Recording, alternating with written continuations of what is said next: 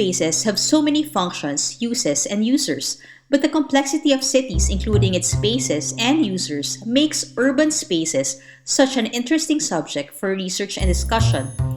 In today's coffee break with Urbana, we will discuss a subject that is not often discussed in urban planning: queer spaces. So, what are queer spaces? According to Aaron Betsky, queer spaces are spaces used by queers rather than spaces that are inherently queer. But to learn more about this very interesting topic, join us for this coffee break.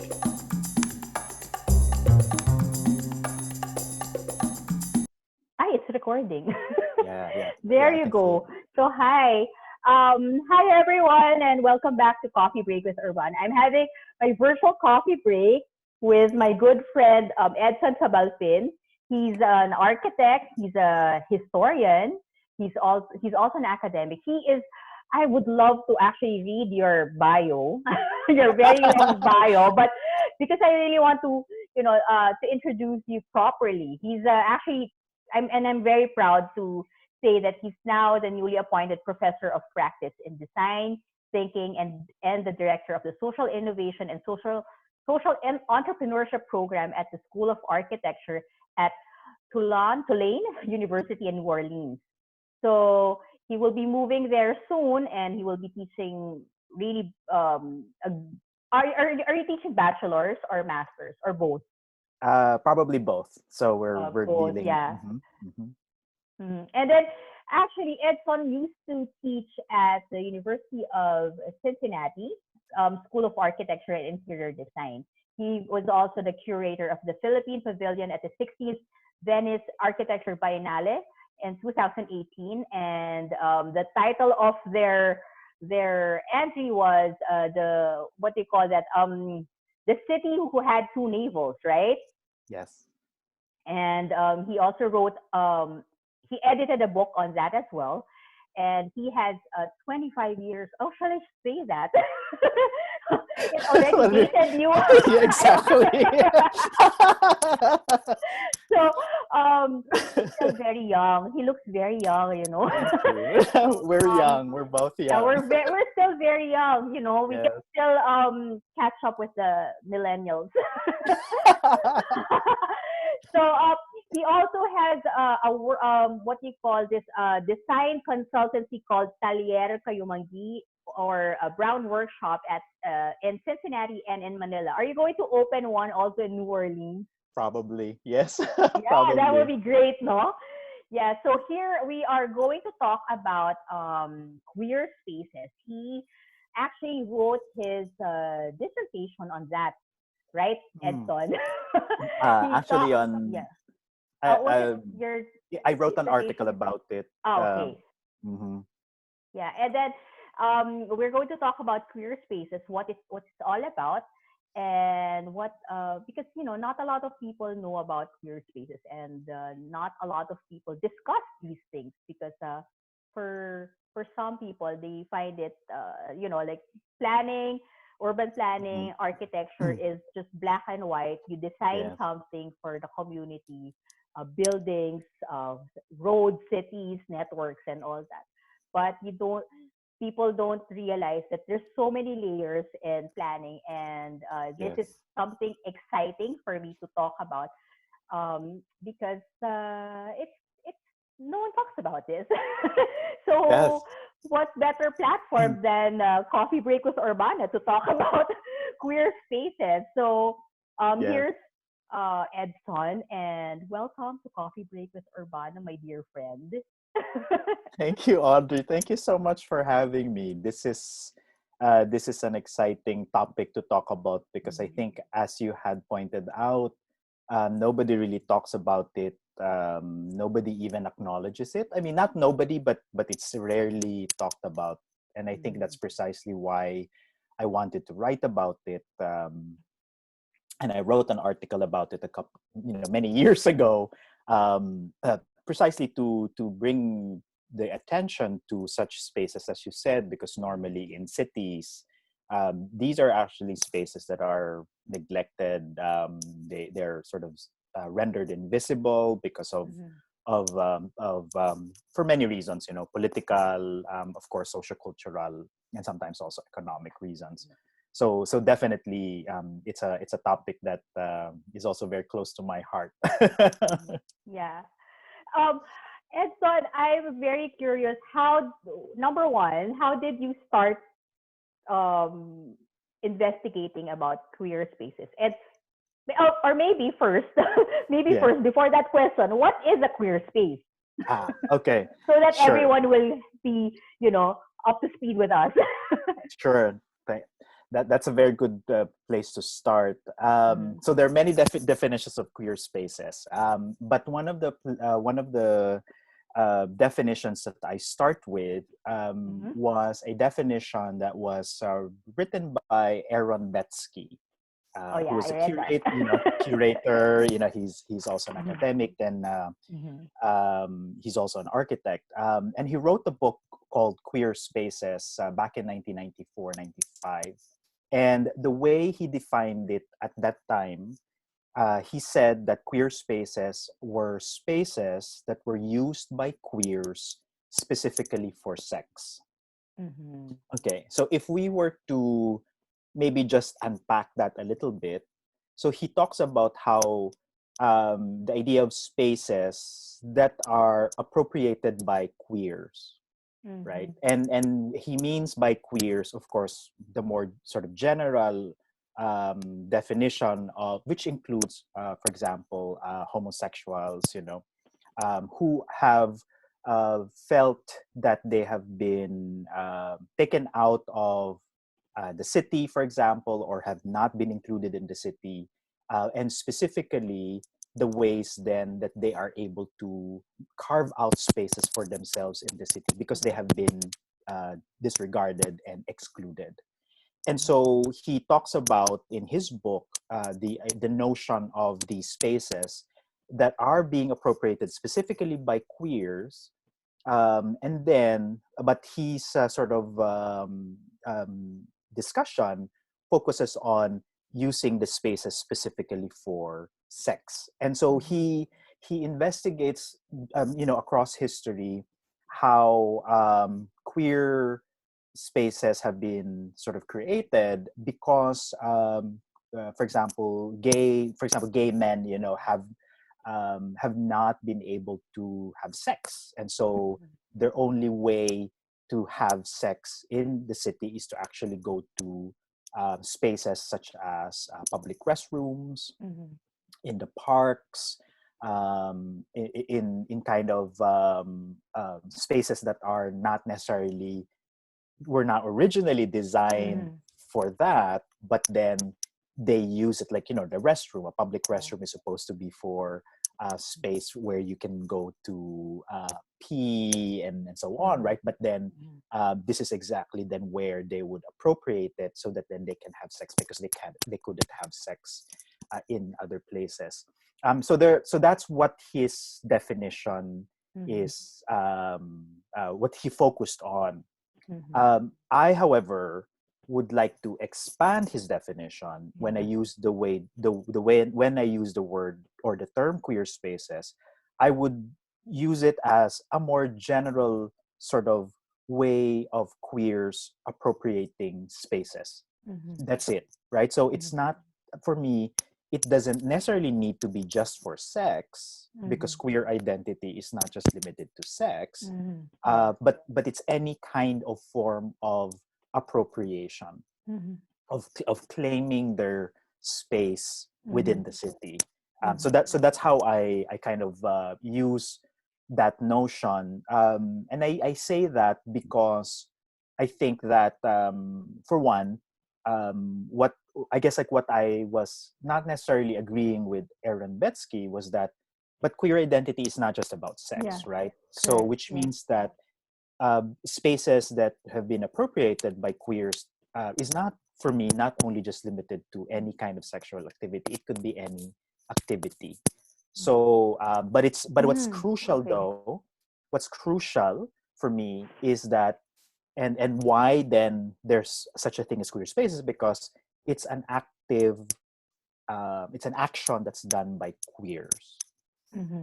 by the queer community. And so that also means that the queer community becomes also broader. right? It's not Yeah. only there's more, there's, especially Yeah. now we talk about the queer community is really very Big. big, right? And Mhm. really complex.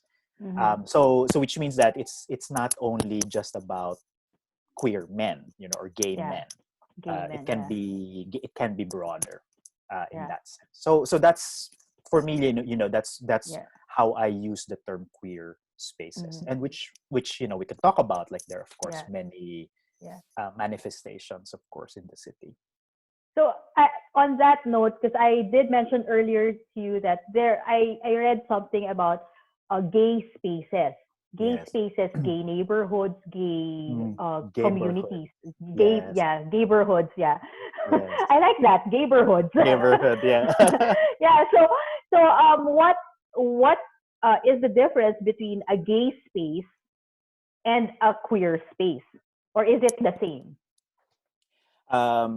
I would say that they're not necessarily the same, right? Mm-hmm. Because so I'll step back a little bit, right, to talk Mm-hmm. about queer spaces and why there's also sort of a difference between gay space. For one, Yeah. I think, again, this is my opinion, that even though when I said earlier that queer spaces talks about how the queer community, for example, appropriate spaces, there's actually Mm-hmm. another aspect to that, which Mm-hmm. is how you are queering spaces, which is sort of Oh, different from queer okay. spaces.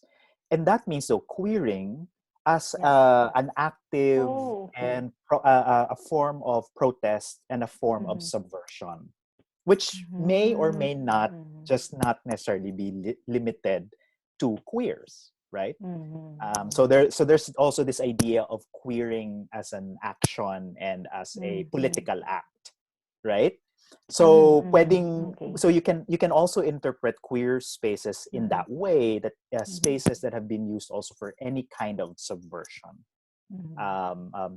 trying to, let's say, trying to subvert and also Mm-hmm. challenge patriarchy, hierarchy, Yeah. oppression, and Mm-hmm. any other form of subjugation. So that's another interpretation. So which means that if we look at, let's say, gay spaces, then Mm-hmm. maybe one way to interpret gay spaces is that it really becomes now a subset or a Mm-hmm. more specific way of the way then it's the gay community who are Mm-hmm. then appropriating That space. spaces. Yes. Mm-hmm. So that's why the term, for example, gayborhood comes about. Mm-hmm. um, though that's a sort of a very specific phenomenon of how neighborhoods have been taken over, appropriated, and also, if not, where the gay community lives. Mm-hmm. And again, that's sort of it changes also from context to Mm-hmm. context, but it comes from kind of a history of how the gay community have been ghettoized in the Yeah. past. They've been pushed to sort of like a small area, Mm-hmm. and that, but later on it became very sort of positive, and because they have claimed it as their own. Mm-hmm. So in that way, a gay space can also be very political in Mm-hmm. that sense, right? It can also be like a political act of Mm-hmm. claiming. So in that way, Yeah. there might be a difference between queer spaces and also then gay Mm-hmm. spaces, but definitely there are overlaps in terms of Mm-hmm. those two spaces. I'm not sure if I answered it clearly, the difference, because that's also what's interesting about the topic, is that Mm-hmm. these are very complex and also very Mm-hmm. slippery Yeah. uh, terms, right? Mm-hmm. So Slippery to. so let me ask you now, in your article on queer spaces, you talked about the Quezon Memorial Circle, which is right across the city hall, the Quezon City Hall. Mhm. And you mentioned in your article, it's in a way, like what you said, it's a way for subversion and subjugation, and and it's And I also remember watching that webinar that you had with the UP, the University of the Philippines landscape architect, and Hmm. The it was a Philippines. very, yeah, in the Philippines. So Yeah. actually, that's Hmm. why I wanted to talk to you, because I think we should talk more about this in a wider with a wider audience, because Yes. um I think we should be able to discuss these topics within our community as well, Right. in architecture and urban planning, because Right. it is part of society, and it is Exactly. part of our of planning. In fact, Exactly. we Exactly. can't go away. We can't run away from it. We can't run Yes. away from this, because it is there. The community is there. You have to accept that. Hmm. Right. So uh, what was very interesting with that article was, you mentioned that it's like it's like a little bit of a protest, Yes. right? Hmm. Right. So Right. they're Exactly. using.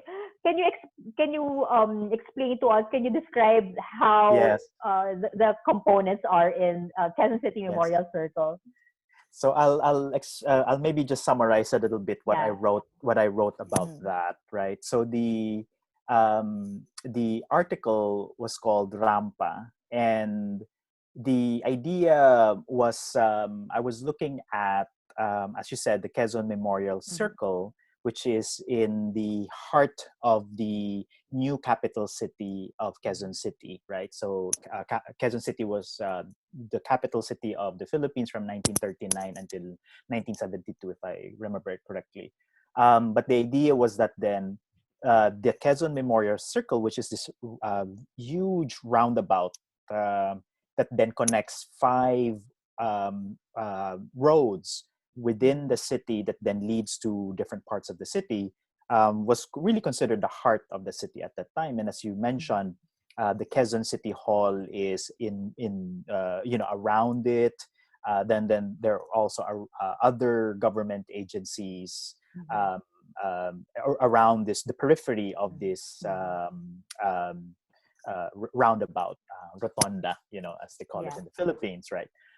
But what's also very critical is that in the middle of this circle, well, it's actually not a circle; it's a sort of an ellipse form. But there is the Quezon Memorial Monument, which is a monument Mm-hmm. to memorialize President Manuel Quezon, the founder of the city, and also who was the president of the Philippines during the Commonwealth period. Mm-hmm. But the capital city, because we're talking also about urban planning, of course, they had very grand visions of how there's these grand boulevards leading to kind of a new government center and so on. So I'm just setting it up with the idea that it was envisioned to be this very grand space. Mm-hmm. And again, that was done in beginning 1939 onwards. What's interesting in what I was beginning to look at, and why I was then sort of attracted to looking at that space, was that because it was envisioned to be this very grand space, there's a monument in the middle with a public park also set in within that circle. But what I noticed and observed over several years was that then it was actually the area where male sex workers would go. It became common knowledge in the gay community, within the gay community, that that's where you would find male sex workers. There was another story in layer to it, which I did not tackle in my article, but was that then inside the circle, which was, as I've said, is a public park, was where you have free sex. And Mm. that's precisely what Aaron Betsky was also talking about. Yeah. George Chauncey also wrote about in 1930s, 1940s New York, where also gay men would go to Central Park in New York, and they would have sex in the bushes, in the Rambler, and kind of different Mhm. parts of the park, which is open to the public. So, in a kind of similar manner, the central part of that is similar to that Yeah. phenomenon. But that was not what I was interested in. I was interested specifically in this dynamics in how is it that why is it that the male sex workers were there Yeah. in around the Quezon Memorial Circle. Now, mind you, this was I did field work and observation back in 2000, 1999, 2000, 2001, right? And I'll come back to this notion because I did revisit that site in 2007, 2008, Mhm. 2009. But at that time in the 2000 context, um, if you wanted the female sex workers, you go to Quezon City in another part, Yeah. right? And then, but the male sex workers were specifically in that area. And my hypothesis at that point was that there was something about the design itself of the circle, and that's why Oh. this is relevant to architecture and to Yeah. urban planning.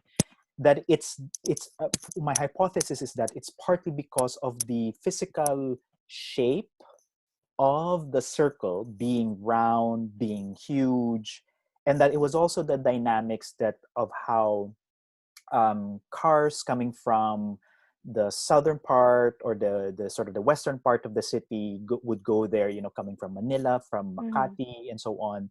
They would go to Quezon Memorial Circle, and then at that point it was already one way, and so Mhm. they would flow in a certain way around the roundabout, and then they would go to Commonwealth, then to go to the north where a lot of the residential areas are. And so my hypothesis was that the structure of Yeah. the roundabout, because it was round, it allowed the clients of Mhm. these sex workers to have a better view of what they were buying or what they were Oh. renting versus that of a straight road. And then, from the point of view of the sex workers, Mhm. it was also ideal for them because they can actually hide in plain sight because of the nature of that area. As you said, it's close to the Quezon City Hall, Yeah. where there was a part that was also like a major uh, place where people would get down or get Mhm. on public transport to be able to Mhm. go to other parts of the city. So it was a major stopping point. Yeah. And because there were a lot of people there, the male sex workers sort of blended also with the people who Mm. are moving in and out of that space. And so you could not really It's tell not sometimes. obvious. It's not It's not obvious. obvious. Exactly. Yeah. So they So they could hide they're located not in the middle but on the side, on the side where the offices are. I thought they were in the middle in the right? parks So themselves. so no, yeah, right. Yeah. So that they're mostly on the periphery, closer Yeah. to the National Housing Authority, Okay. Yeah. the Closer to the city hall. to City Hall, Right in exactly, front of the city right in hall. Yeah. front. Yeah, and as you Yeah. pointed So out, it's that's yeah. go Okay, ahead, go go ahead. ahead. No, I was just gonna say that there's something about that's what makes it also interesting is that um, prostitution is not legal, right? Mhm. And yet, why is it that then the male sex workers would stand close to the Quezon City Hall? There's like the Mhm. Quezon City Police Department Station, just yeah. behind station. So it is in a government center, Mm. government offices. Mhm. It's a public space, and so Mhm. why do it there? Whereas let's say some of the Yeah. female sex workers are in another part of Quezon City in the karaoke bars, right? So they Yeah. are Mhm. inside some of these KTV bars, but then these Mhm. male sex workers are outside, in Mhm. public. So that I found that very fascinating of And what was it in yeah. that space. And what was the answer? It's a combination of the design, the physical Mhm. space itself. Then the other part is about the economics of it. Mhm. Also in terms of how they are able to get more. They're exposed to potential clients because of where Mm-hmm. they are. So it's a good business practice. Because I Mm-hmm. was then relating it also to Yeah. window shopping, of Okay. the idea of allowing clients, potential clients, the ability to window shop as they go around, because they can go round and round, Several in the times. Yeah. several Yeah. times. If they don't Mm-hmm. find anything interesting or they don't see Mm-hmm. who they're interested in, they can just go back and go round and round Mm-hmm. without any kind of penalty, because it's a roundabout. You're Yeah. allowed to go around that Several roundabout times. Yeah. several Yeah. times, and it's Yeah. not an issue, it's not a big deal, it's not Mm-hmm. illegal. Mm-hmm. And yet it allows them Mm-hmm. to do that.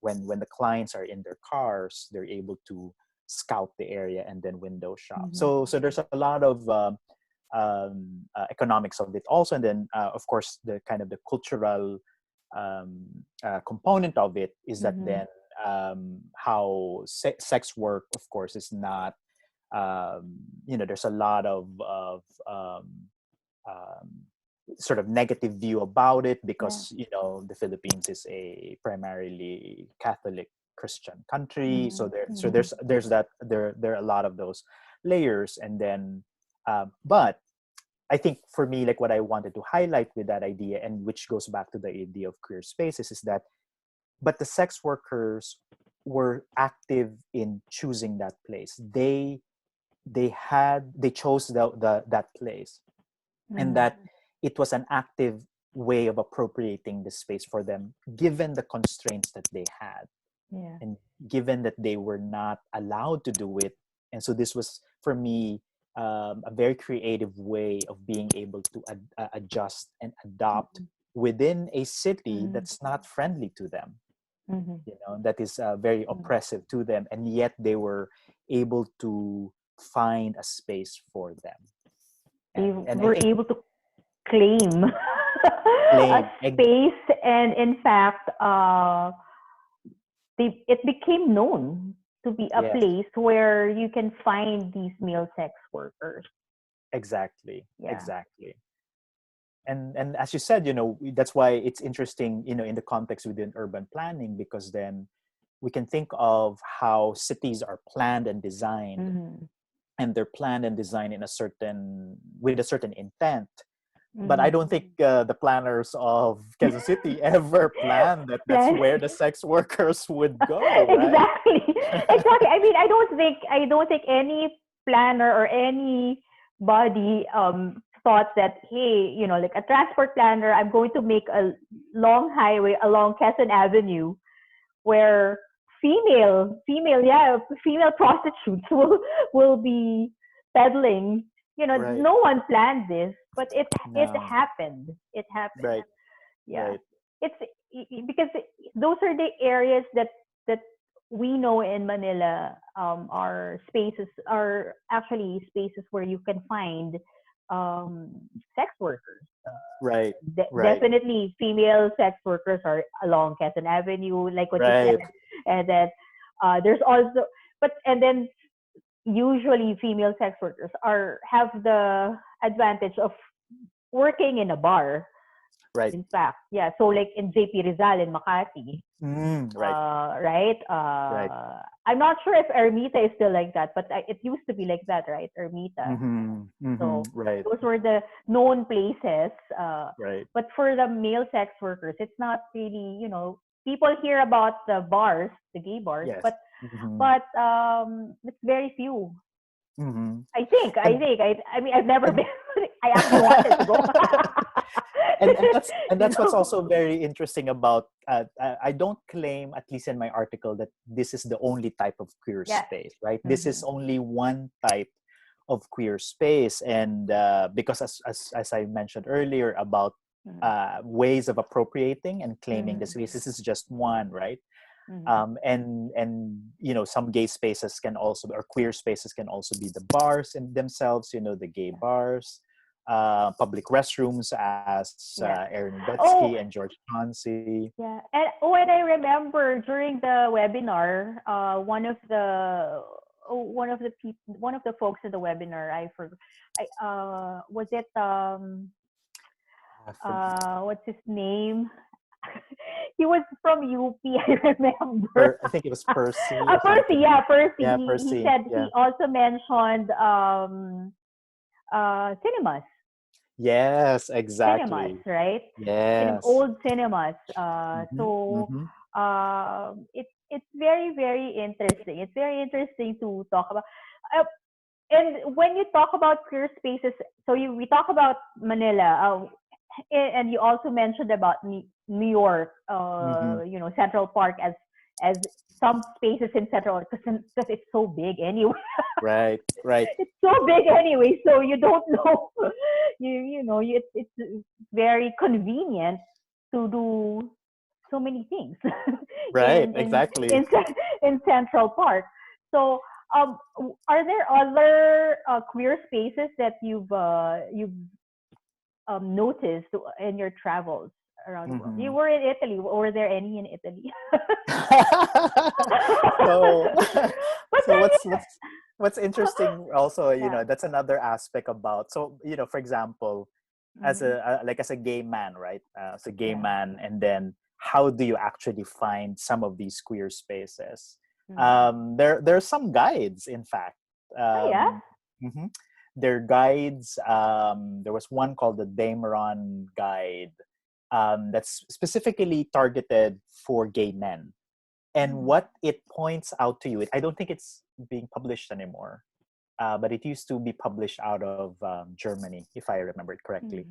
Mm. But what they're saying and what they are pointing out in this guide are places where you can cruise, where you can Oh. find, and so they identify bars, Mm. saunas, parks, Oh public yeah, saunas. restrooms. Yeah. Yeah, Gyms. Amsterdam. Oh yeah, gyms, exactly. Fitness Gyms. centers. Hmm.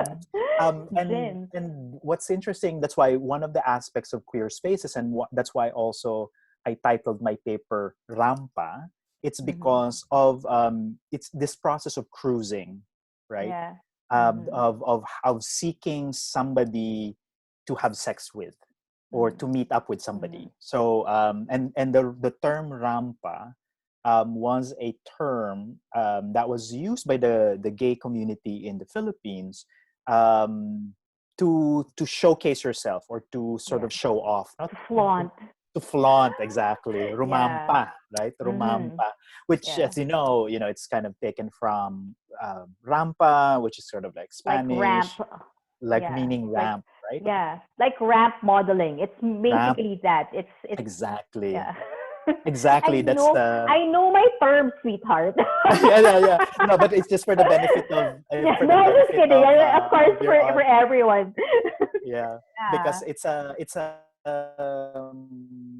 it's a colloquial term, Yeah. but Mm-hmm. also like it's a very active term, of cruising, being able, and Mm-hmm. I think that's why I find it fascinating, because these Mm-hmm. sort of types of queer spaces are not very passive, they're Yeah. very active spaces. You're Yeah. cruising, you go out, to And flaunt it, to yeah.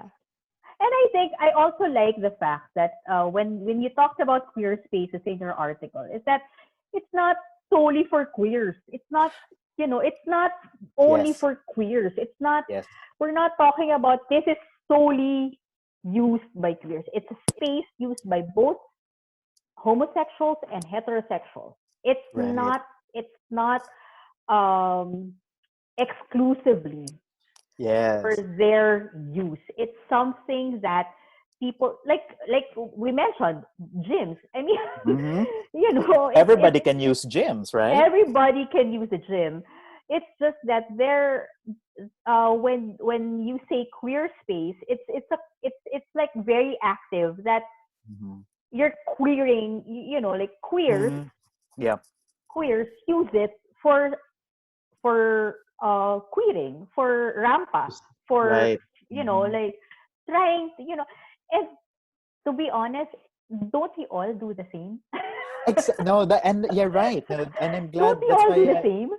I'm glad that you pointed out the idea that that that queer spaces are not just exclusive to Mhm. queers, or to the gay community. Yeah. Precisely, which and the way they're doing it, in sort of appropriating and claiming the space, again, because they were excluded in the first Yeah. place, right? They Mm-hmm. had to find a place for themselves, and Mm-hmm. so they don't have space for them, and so they claim the Mm-hmm. space for them. But at the same time, it also doesn't mean that it's just for them, as you said. Yeah.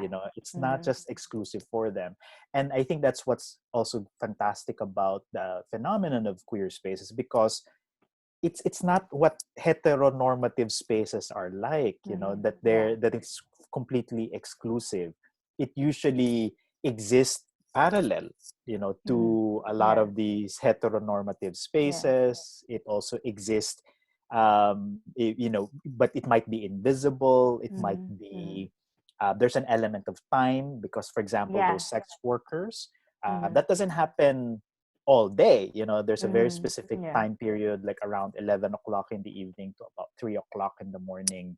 So there's a temporal Mm-hmm. quality to the space. So Mm-hmm. queer spaces sometimes might disappear. It might Mm-hmm. just appear. It might be there, but you don't Mm-hmm. really notice it. Mm-hmm. Straight people are also using it, and yet within that, Mm-hmm. also then the gay people are also using it. So that's Mm-hmm. why I love the idea of queer spaces, because of how Yeah.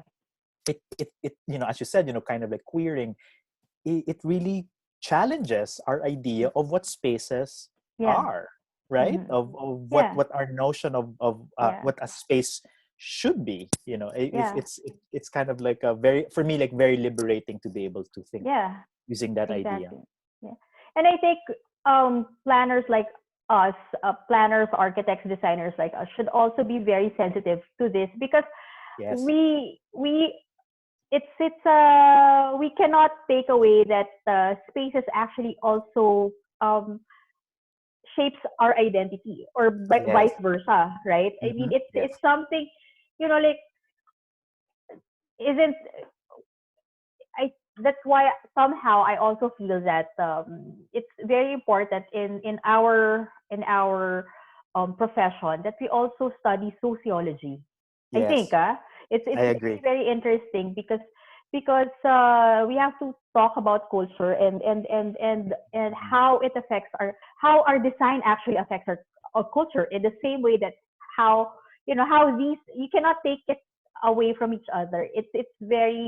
It's tied together. It's very much intertwined. I agree. Agree?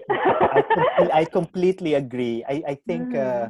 in a way, that's why I wanted to write about the idea of queer spaces, because Mm-hmm. it was my response to how, being in architecture and also in Yeah. academia, that there seems to be this idea that architecture is just about objects, Yeah. about the Mm-hmm. buildings, and somehow that architecture is just about kind of like the objective aspects of it, or the absolute idea of absolute space, of kind of, Mm-hmm. which is a David Harvey term, Term. Henry Lefebvre term of Yeah. absolute space, the idea of space as just being sort of objective, right?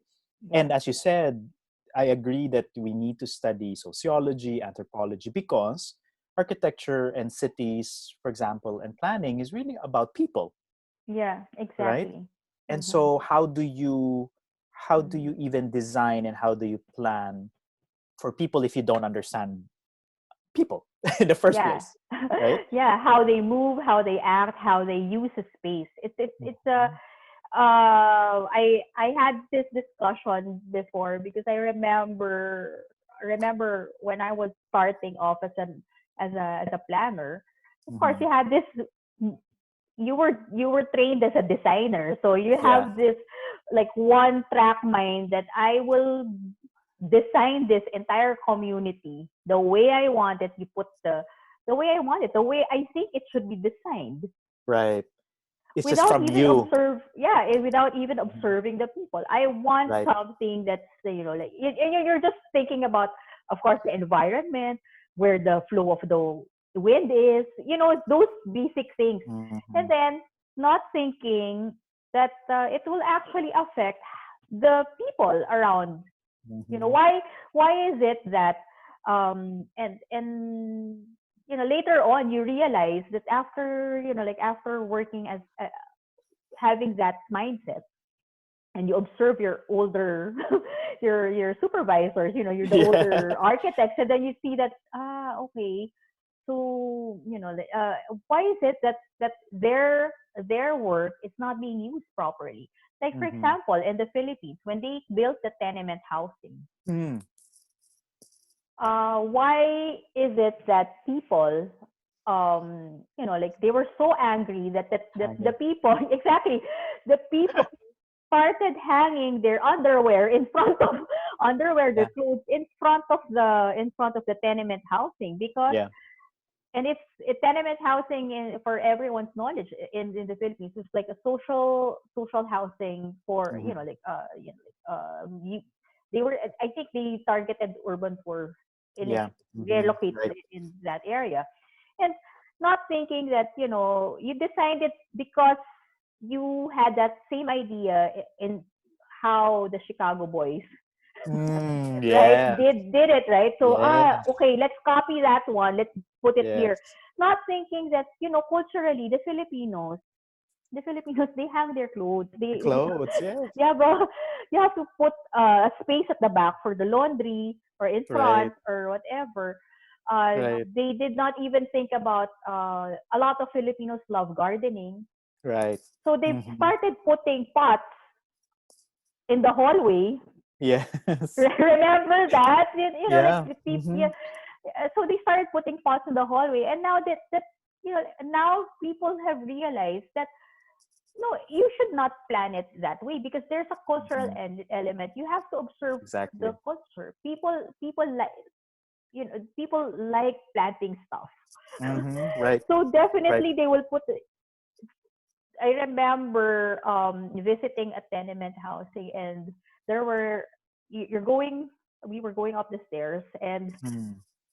both sides of the stairs have like two rows of Of plant plants? boxes. Ah, So really? Yeah.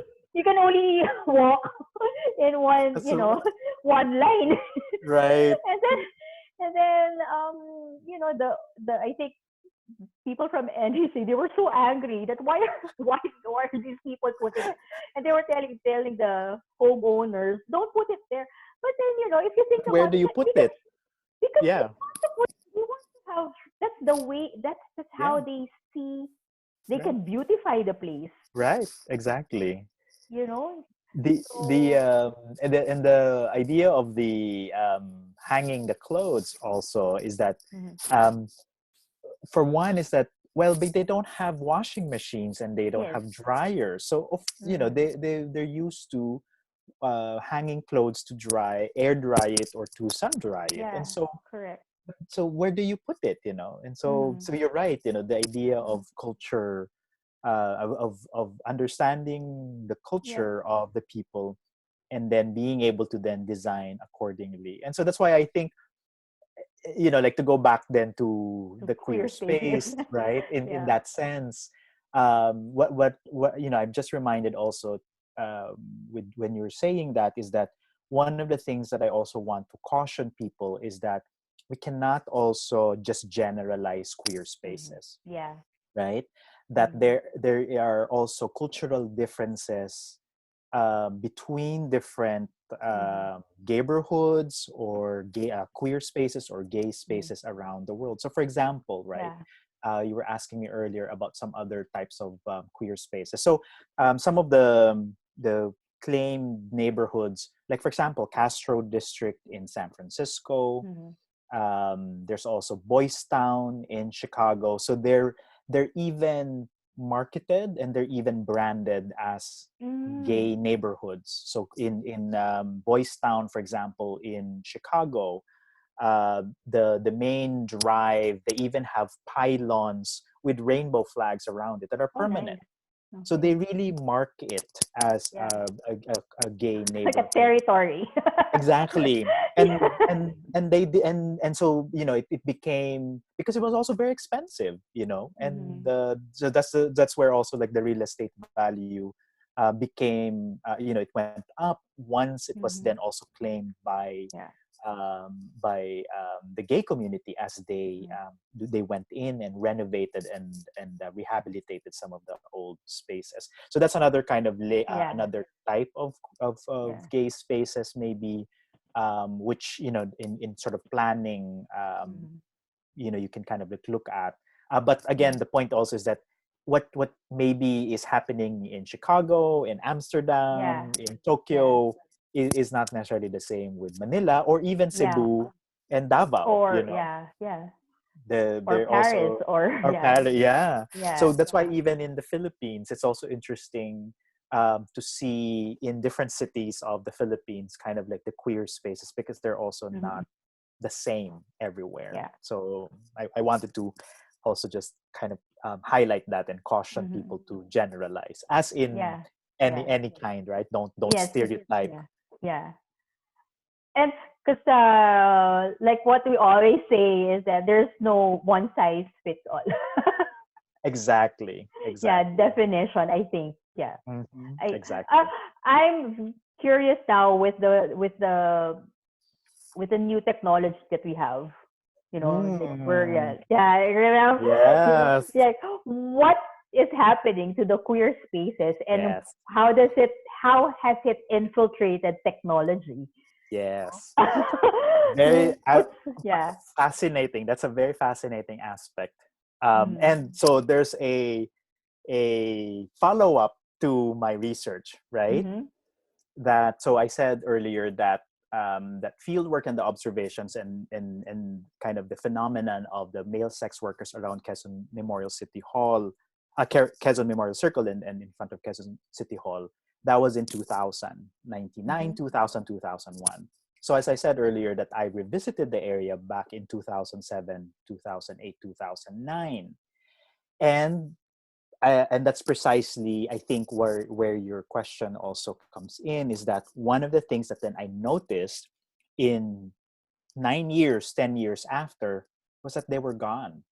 The male Mm. sex workers were not there anymore 9 years after that. Wow.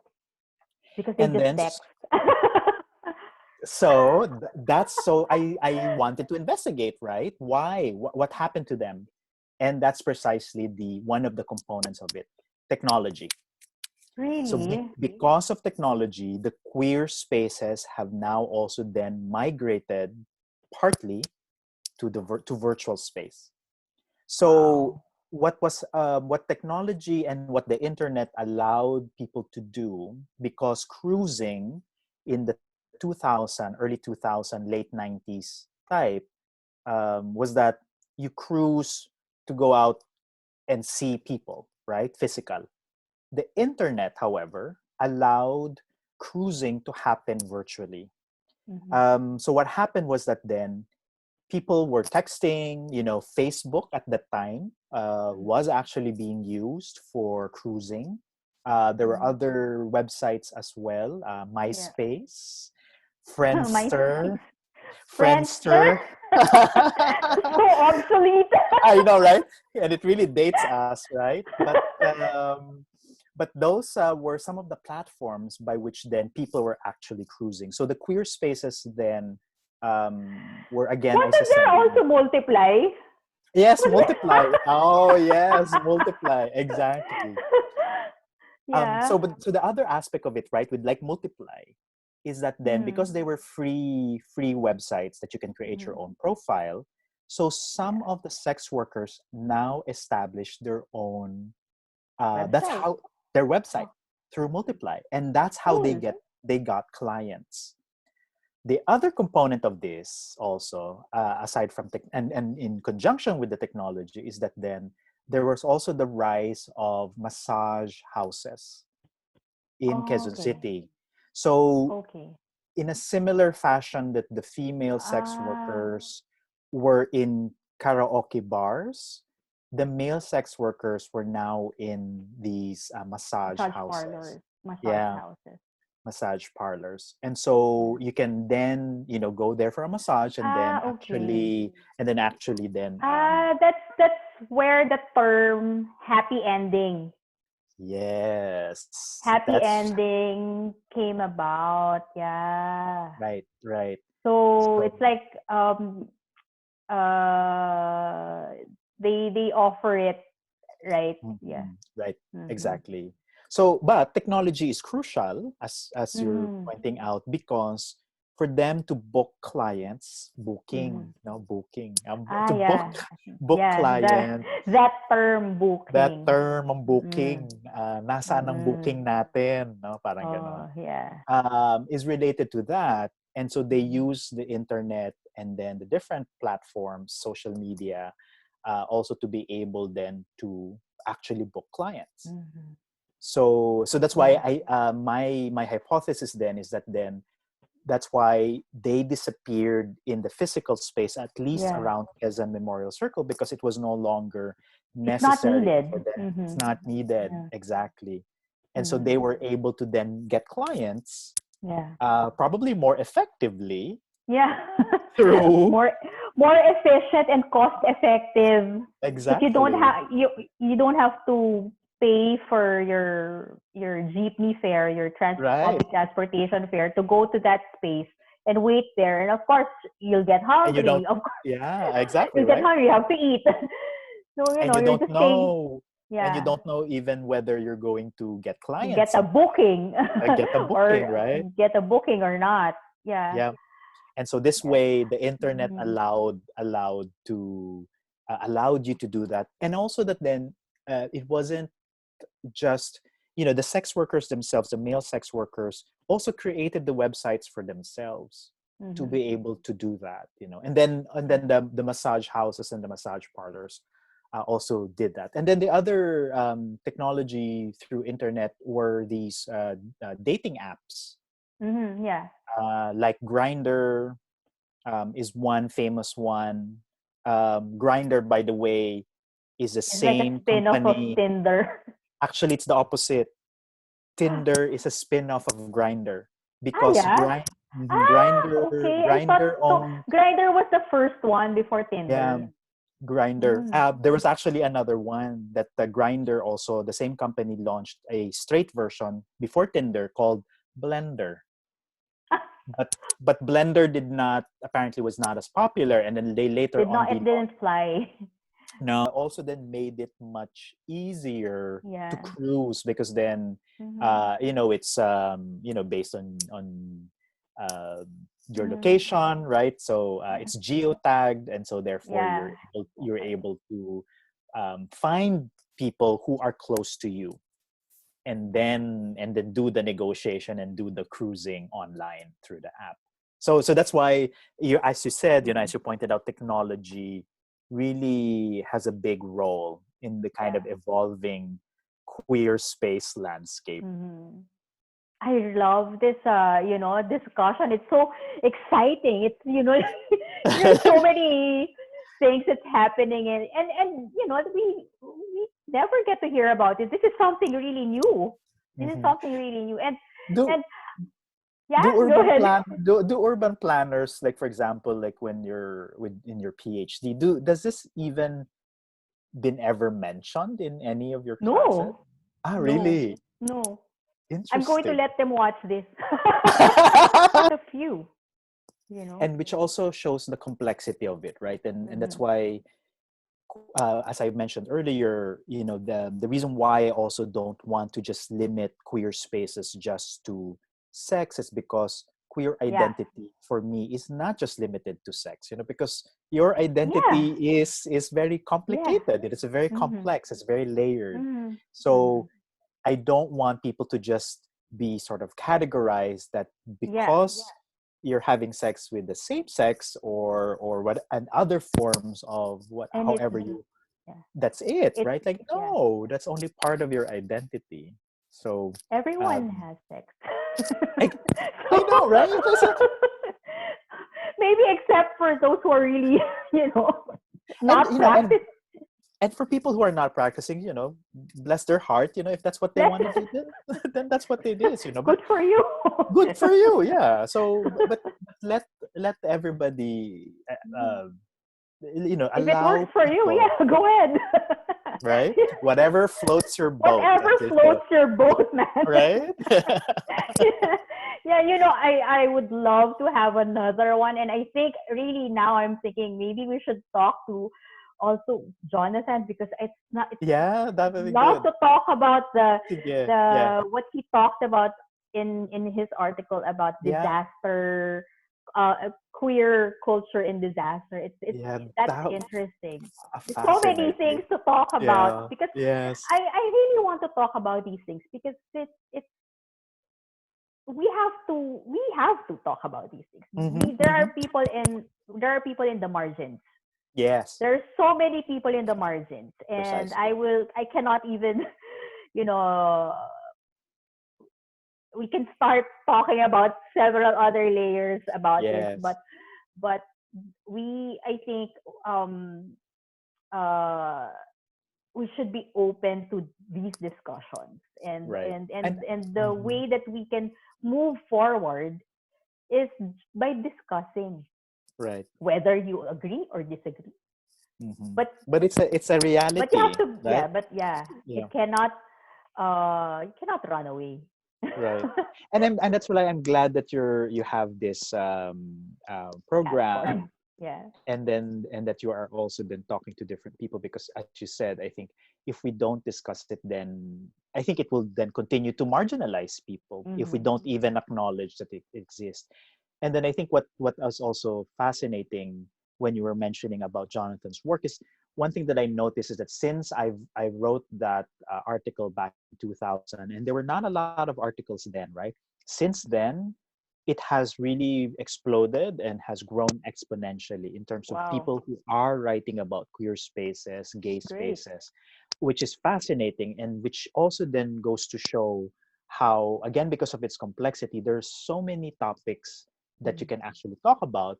And then it Mm-hmm. also shows that this is an important topic to talk about. Yeah. Mm-hmm. And I'm glad that the scholarship on this has grown tremendously Yeah.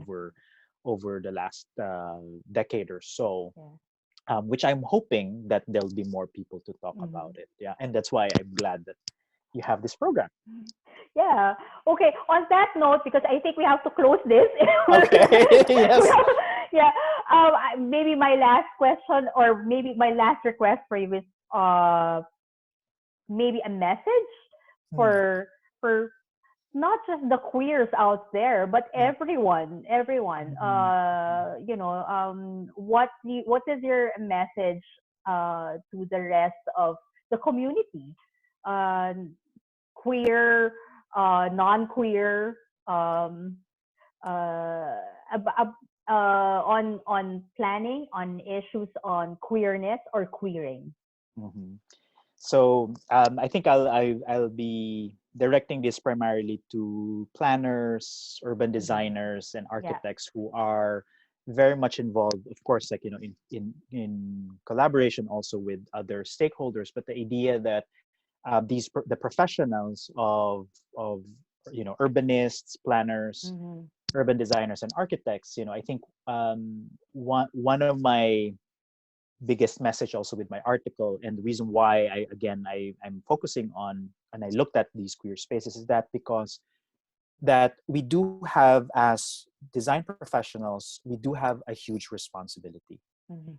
that what we do as planners, architects, and urban designers is that, as you also mentioned before, is that it has a huge impact on people's lives, Mm-hmm. which means that we cannot just simply look at it in a very neutral way. We really Mm-hmm. need to understand its complexity, and which also then demands more rigor and discipline on our part as professionals to be more open, to be more empathetic, and to be more inclusive. So I think that's also what what I hope is that then design professionals become more inclusive, like Mm-hmm. professionals become more inclusive, empathetic, and more empowering for people.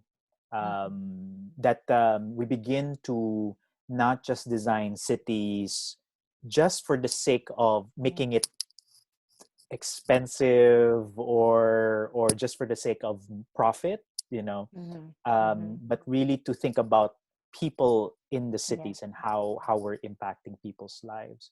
So Right. there is a huge responsibility, Mm-hmm. I think we should really take that more seriously, Mm-hmm. so that then we were able to create a more inclusive, more compassionate, Yeah. and cities in the future. Thank you. I love that. An Very Miss inclusive. Universe. Yeah. Winner. I thank you. Yeah. Inclusive, compassionate cities built by inclusive and compassionate planners. Exactly. Yeah. Exactly. And architects. Yes. Yes. Yes. So, on that note, I would like to say thank you to my friend Edson, who's always, who's always a pleasure to talk to and such a beautiful soul. And we'd like to say goodbye to everyone. And I hope you like this episode. Like and subscribe. Coffee Break with Urbana, Urbana's View. Bye, everyone. Salamat. Thank you. Bye.